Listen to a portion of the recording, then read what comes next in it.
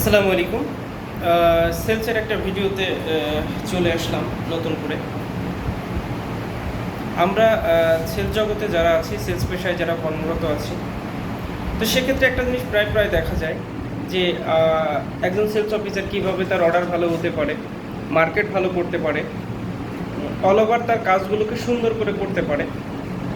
তো আমরা মার্কেটে কাজের স্বার্থে বিভিন্ন সময় বিভিন্ন মার্কেট পরিদর্শন, বাস্তবতার আলোকে যেটা আমরা দেখি, শুধুমাত্র আমি যদি বলি আমার ভাষায়, যে প্রত্যেকটা সেলস কার্যক্রম অনলি ফর একটা ইংলিশ যেটা ওয়ার্ড আছে, সেই ওয়ার্ডটা যদি আমরা এক্স্যাক্টলি কাজ করতে পারি ওই ওয়ার্ডটাকে মাথায় নিয়ে, তাহলে আমার মনে হয় সেল জগতে সেলস এইচআর বলেন বা সিনিয়র এইচআর বলেন, এওসও বলেন, অল ওভার প্রত্যেকটা ক্ষেত্রেই একটা মাইলফলক সমান অর্ডার বা ভালো কিছু আশা করা যেতে পারে।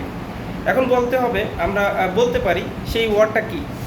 সবারই একই প্রশ্ন, একই কোশ্চেন, যে আসলে এটা কিভাবে আমরা ভালো করতে পারি। এখন যদি আমি আমার ভাষায় বলি, অনলি ফর একটা ওয়ার্ড, দ্যাটস মিন রিলেশনশিপ।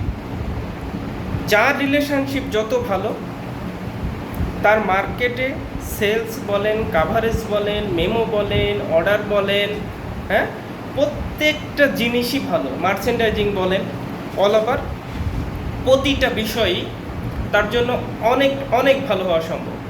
যদি বলি একটা দোকানদারের সাথে যদি কারো ভালো সম্পর্ক থাকে, এটা কনফার্ম যে তার জন্য ভালো অর্ডার হওয়া সম্ভব।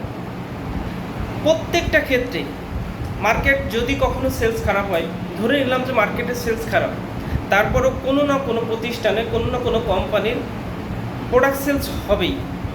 তো যার রিলেশনশিপ ভালো, যে দোকানদারের সাথে ভালো, দোকানদারের ম্যানেজারের সাথে ভালো, সব বয়দের সাথে ভালো, অল ওভার তার প্রত্যেকটা ক্ষেত্রেই সে ভালো করা সম্ভব।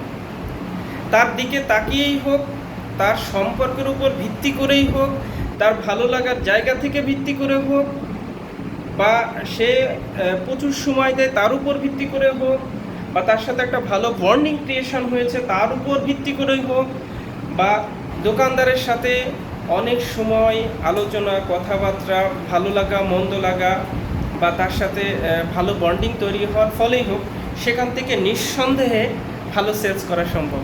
তা আমার মনে হয় যে যারা আমরা সেলস অকুপেশনের সাথে জড়িত আছি, তারা যদি এই বিষয়টা একটু লক্ষ্য করেন, যে তাদের মূল বিষয়টা হচ্ছে যদি সবাই বন্ডিংটা ভালো করতে পারে, সেটা দোকানদারের সাথে হোক, ছোটো দোকানদার হোক, বড় দোকানদার হোক, মার্কেটে প্রত্যেকটা বিষয়ের সাথে এটা ওতপ্রোতভাবে জড়িত।